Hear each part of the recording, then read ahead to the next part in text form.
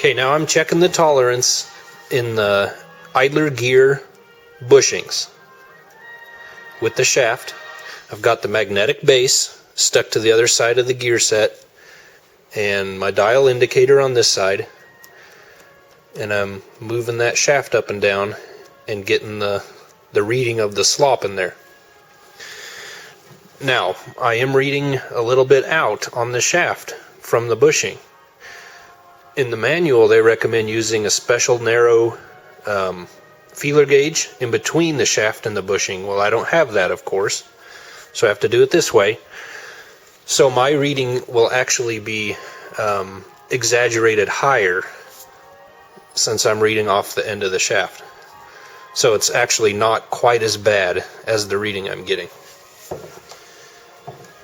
In both this and the counter gear, this set, you need to do this, and they have special bushings pressed into them and then peened into them, and then they diamond honed them.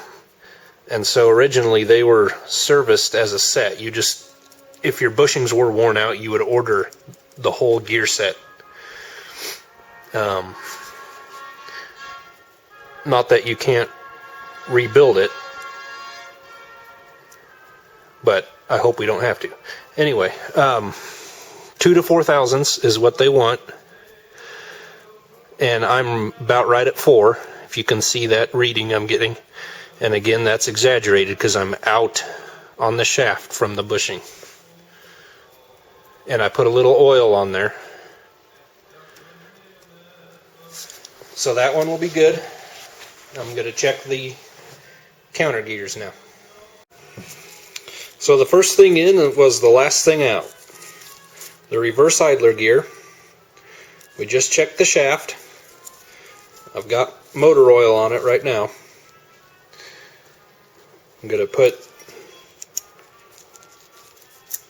thrust washers in and oil those, and then we're going to drive the pin in from the outside of the case.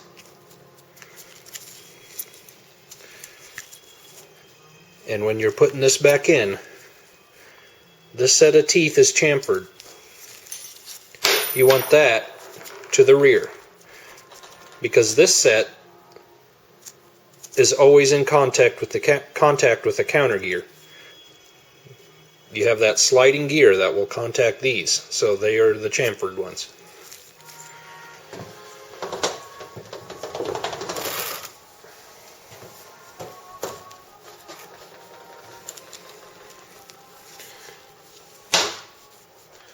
Some oil on my thrust washers.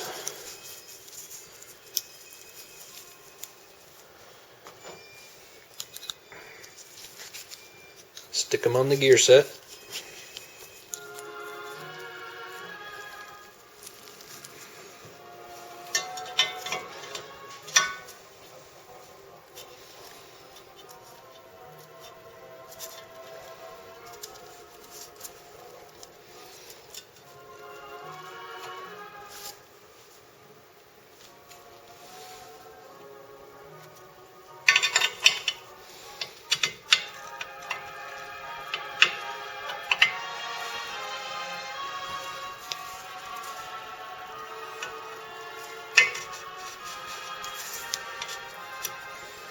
That one started.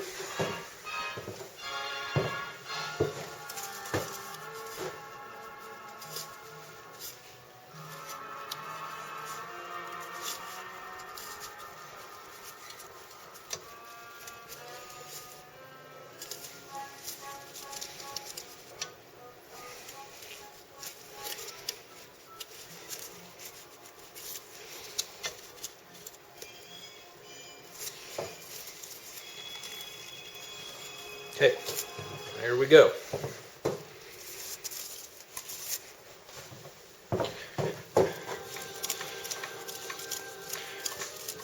Now we'll line up that pinhole on the back and we'll drive that pin in. Okay, here's the shaft. I wanted to try and show you. This pinhole is drilled at an angle, and it needs to be at an angle coming out like this. If you get it turned around, your pin will be going in at this angle, but your hole would be at this angle. So you got to make sure you get this the right clock the right way, correct with the pin.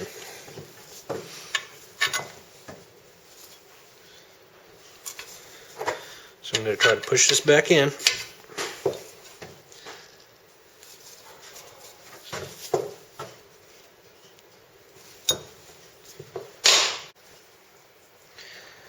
Well, I guess it's going to be about impossible to show you, but I've got the hole in the shaft perfectly lined up. So I'm going to put the pin in.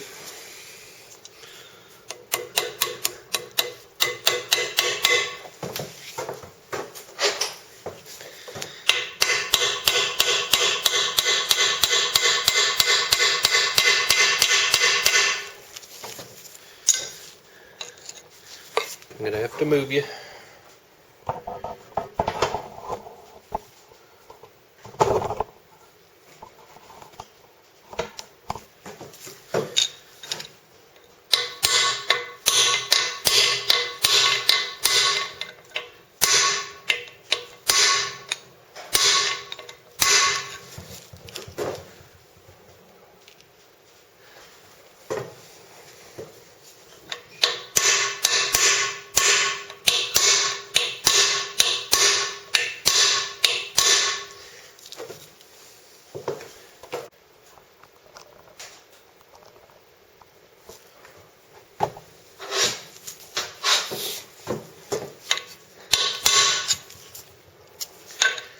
And they want this about a 1/16 of an inch inside the case, not a little past flush.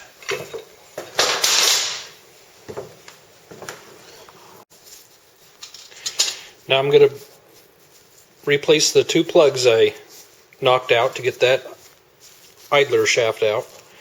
They only send one with the kit, at least the one that I bought. So I don't know, I kind of use both holes on the ends of the case to align everything, so I liked having both out. Anyway, so I'm going to have to reshape the one and hammer it back in. But I'm going to coat the inside of the hole and the outside of the plug with this good old Permatex forming gasket, just to make sure, especially on the used one, that I get a nice seal and we don't leak.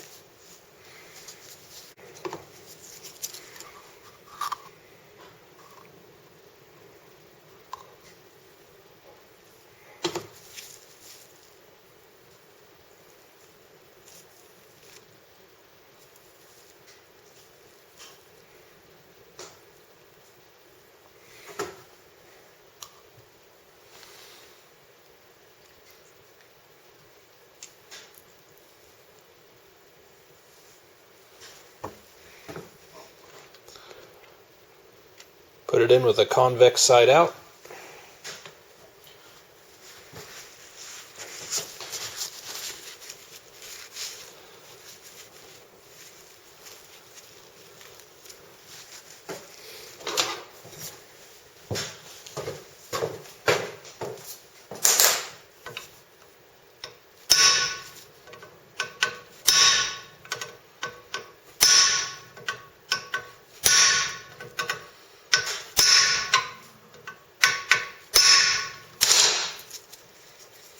It's nice and tight.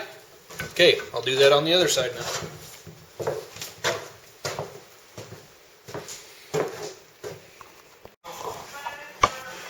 Okay, it's time to put the rear bearing back in. And you put it back in like this, with the groove towards the rear. And it's going to be too difficult to show you. Just not enough room to see. But what you got to do, as you remember when I took this apart, I spread this clip apart with a needle nose pliers. So I'm going to have to get in here and spread that open again, and then start that bearing sliding back in there. And then once you get it going, you just lightly tap, tap, tap until that ring clicks into place in the groove on the bearing. So I'm going to do that and I'll show you when I'm done. Okay, so what I did was I started the bearing in the casting until it hit the lock ring. And then I took a screwdriver, 1/4 inch standard flat screwdriver, and I spread open the lock ring with it. And the bearing just kind of helped to hold the screwdriver in place. And then I tap, tap, tap around the outside race with my brass drift. And now it's all started. The bearing itself is holding the lock ring open. And I did oil. And here eventually it will, we'll see that lock ring snap in the groove. There it went. And now you can see it's close together again. Right there's the gap. So that's locked inside that groove around the outside of the bearing.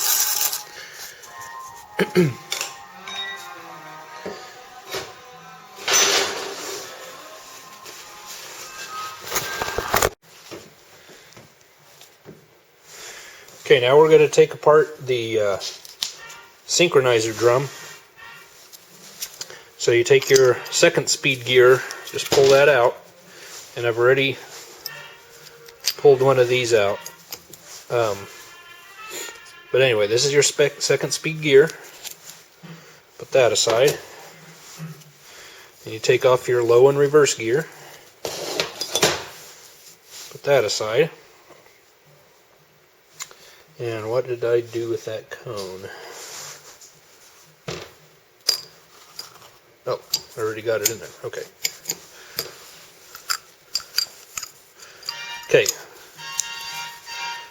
So you have 2 grooves. And this lock ring was down in this groove. And I just take my needle nose again and get it down in there and spread that lock ring apart. And sometimes it takes a couple tries because you're working with the round ends of a plier on a flat surface. So got both my cones or rings removed from their synchronizers, and I wouldn't get them mixed up because they're worn. This one has been worn to this synchronizer. Now all I'm going to do at this point is look at the synchronizer and make sure it's all smooth, no obvious damage. And then the other thing you want to do is drop that back in there without the, well, let me get the lock ring out. I didn't do that. Okay. Drop that in there so it sits nice and flush, and just make sure it doesn't rock like there's high center points in there. So that one's fine.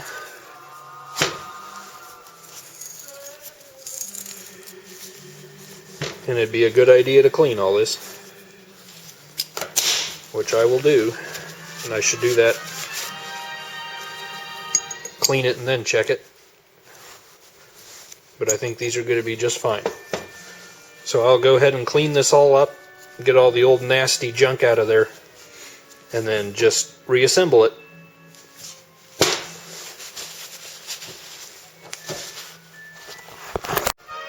So I decided to make, I took a piece of stainless, and this is about 5/16 wide, and it's an 1/8 inch thick.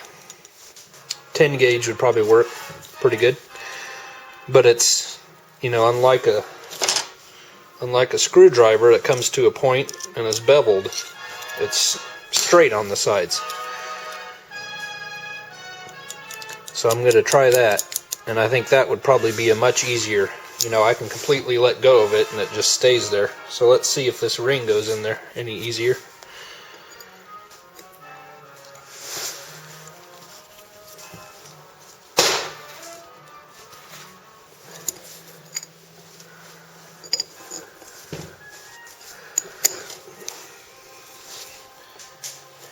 Okay.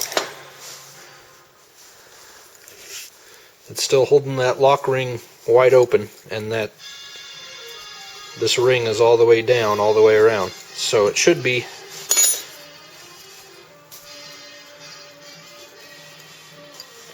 good. There you can see the two ends. If we're going to focus here or not.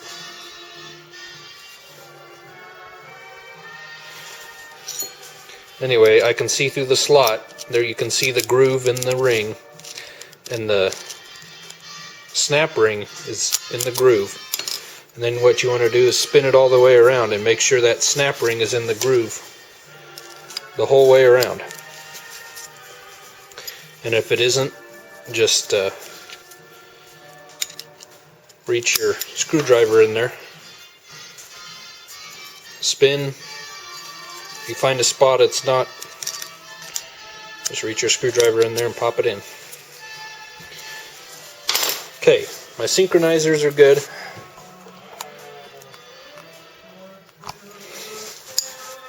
And I've got them back together. Now a synchronizer, if you don't know, that matches the speed. Before they had synchronized transmissions, you had to develop a feel for matching the engine speed to your gear that you were wanting to shift into.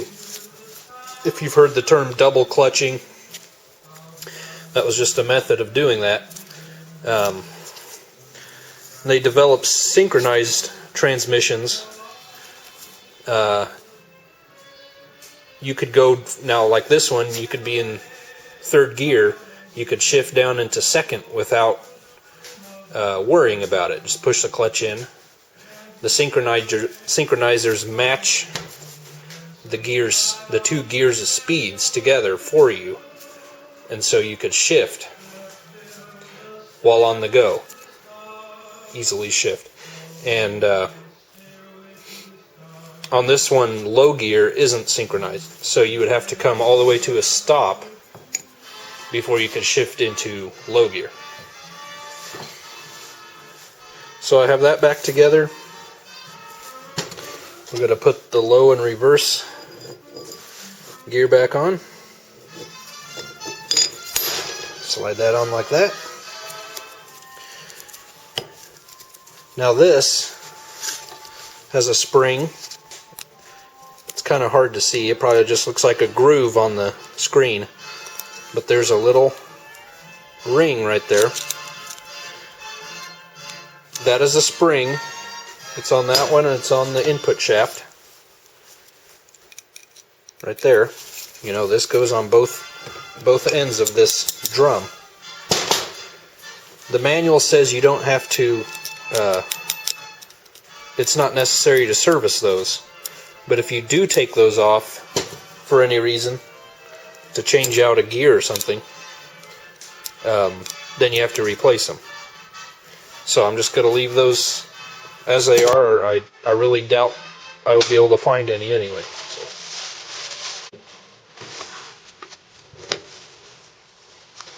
Okay, we're going to take our new thrust washer and coat that in oil.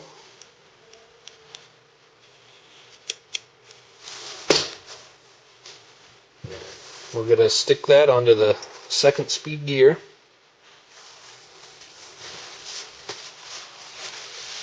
Now we're going to put this in the case. So let me move this.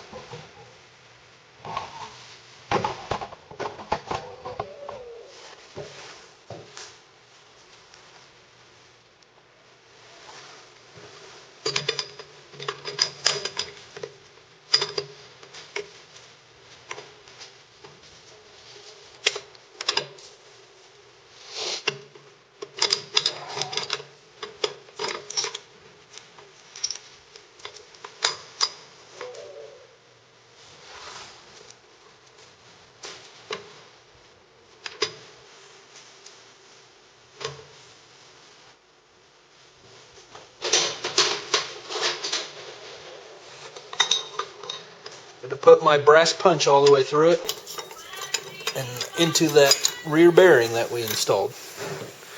Kind of hold everything with the thrust washer together there.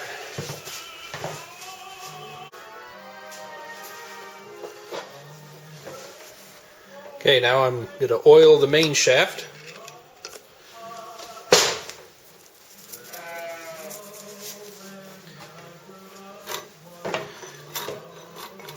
I'm just going to chase that brass punch in there.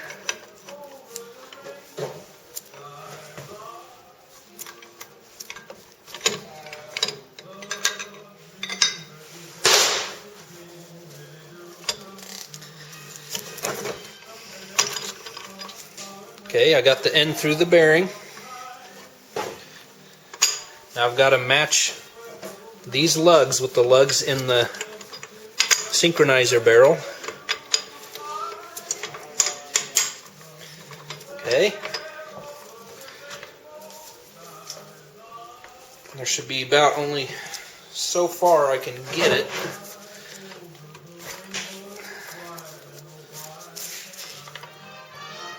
Alright. That's in there. It's through that thrust washer that I oiled just previously. Through the bearing, and it's sticking out in the rear.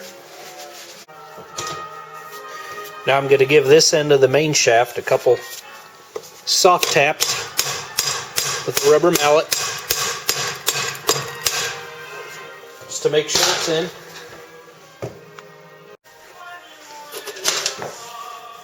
Okay, now I do have the pliers that I can easily use to put a new lock ring that comes in the kit on the input shaft bearing. If I can hang on to it.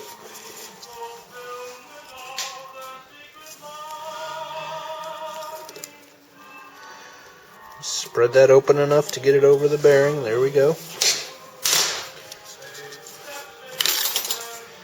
Okay.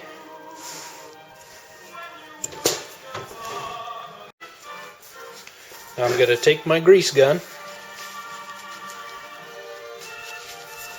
squirt some grease in here.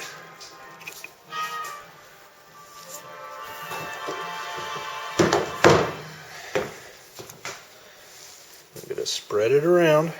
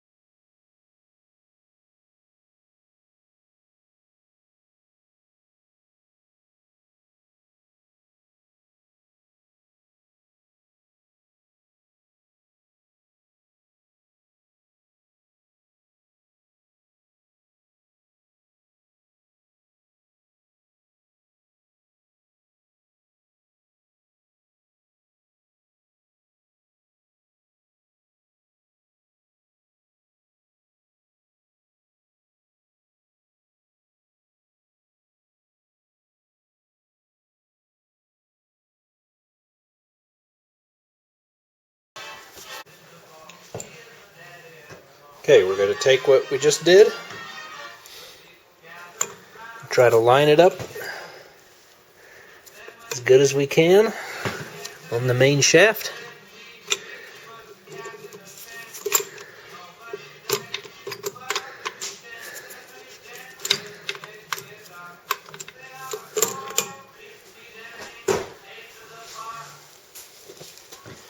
I should mention there's lugs on the inside of that synchronizer ring, and they've got to match this gear here.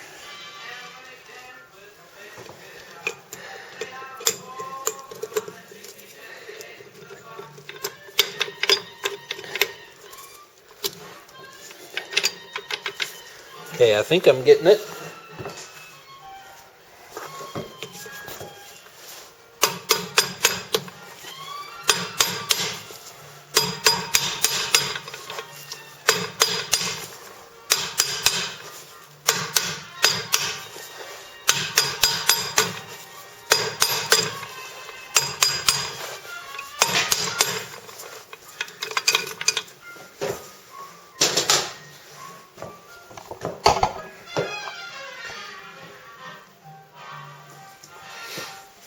Basically, I'm just alternating different sides of the bearing.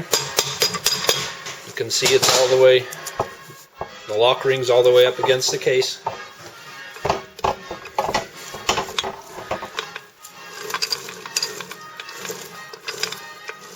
So we're getting there.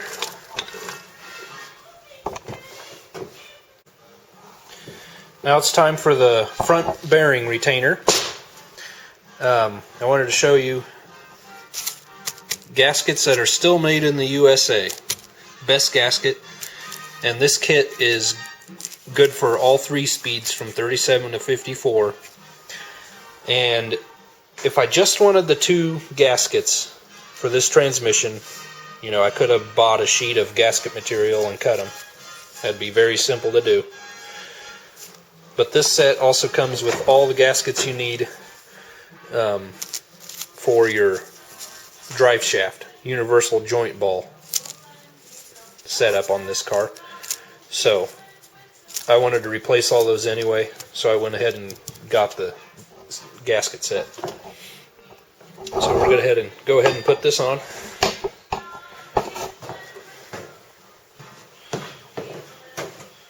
Bring you around here.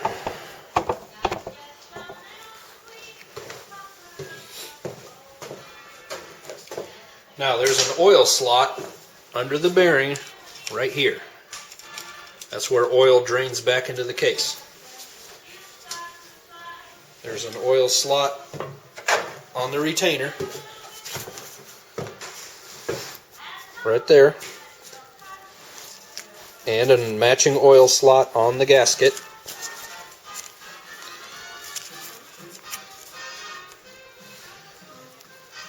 So that needs to be on the bottom, but I believe the bolt pattern will only let you put it on the bottom. I'm not 100% sure, but I think so.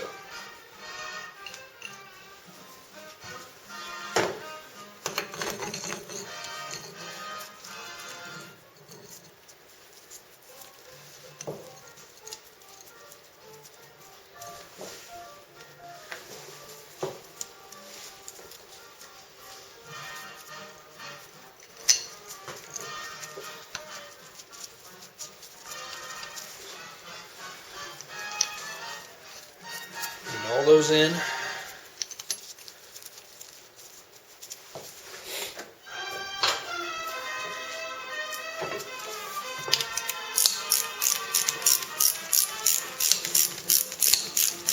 we're going to snug them up, going in a crisscross pattern so that thing even gets torqued down evenly, just like you would on lug nuts on a wheel. We're going to check we have every gear. So right now we're in first. Working. Slide it in reverse.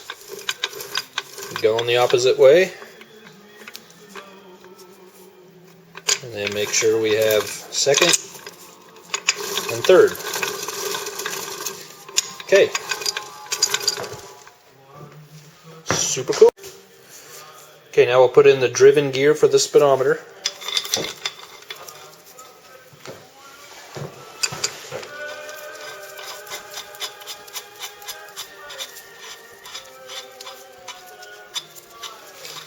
It's 15/16.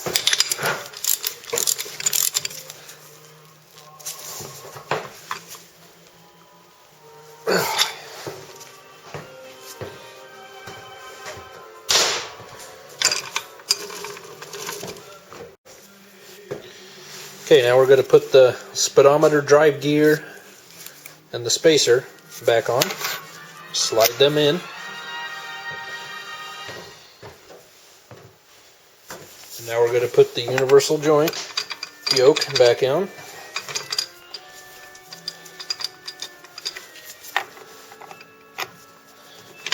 If I can get it to go.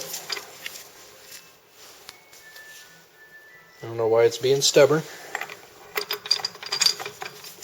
There we go. And I'll put the bolt in.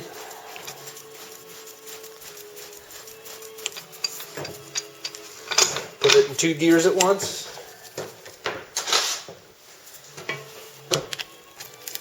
To do that, I just slide the synchronizer drum forward and the low gear forward.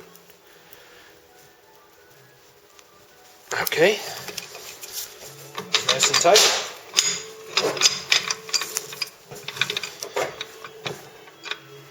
All right.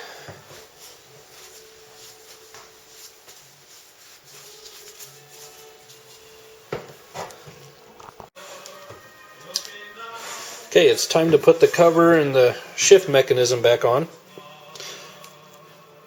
This slot will engage this ring on the synchronizer drum. This wide slot will engage your low gear.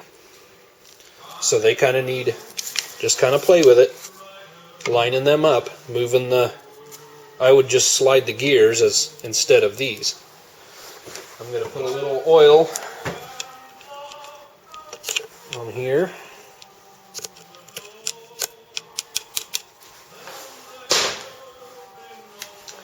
My gasket.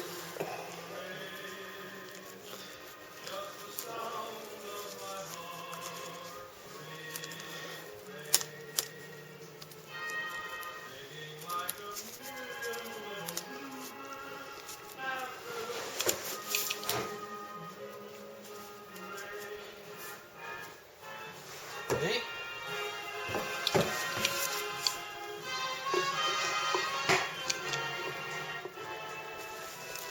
Slide that over a little.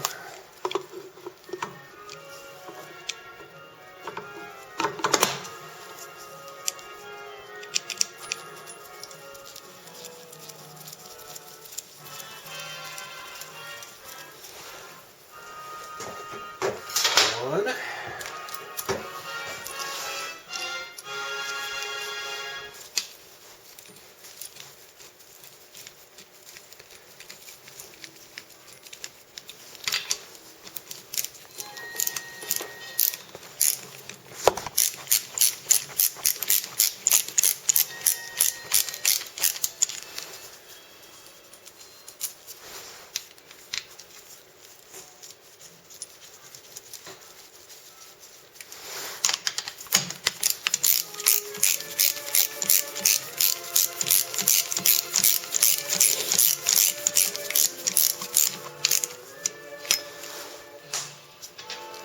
And again, I snug each one up lightly, and then I'll do a crisscross pattern to torque them down.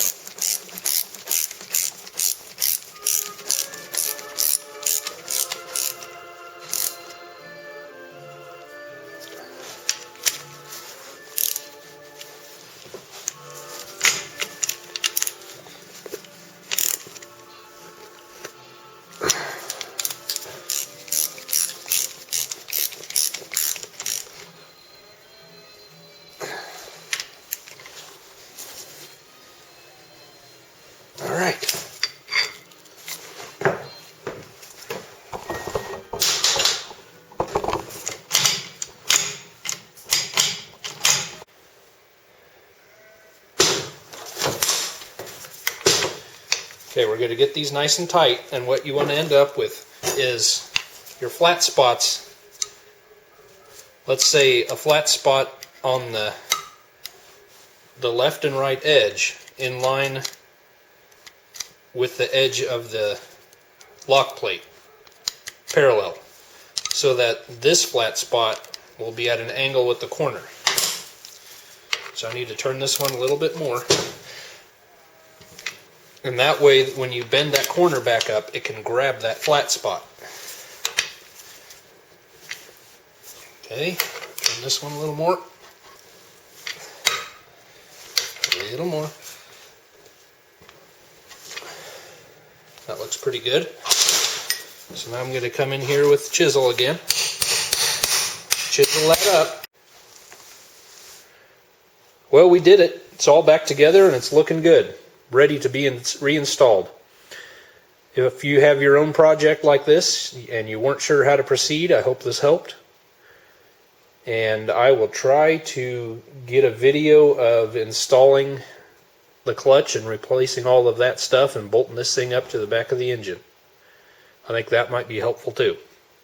So thanks for watching, and we'll see you on the next one.